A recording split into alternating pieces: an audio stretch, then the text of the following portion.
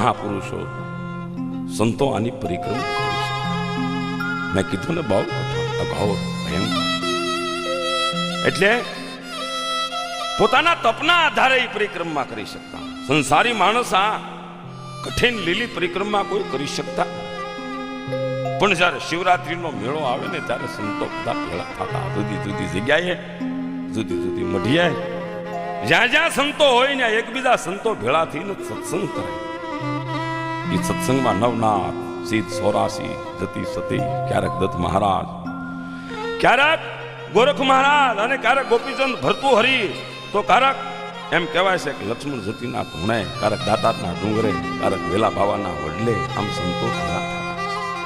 એક વાર આ સંતો બધાય ઝીણા બાવાની મઢીએ ભેગા થયા. જોજો આ તો શ્રદ્ધાનો પ્રસંગ. ઝીણા બાવાની મઢીએ બધા સંતો ભેગા થયા.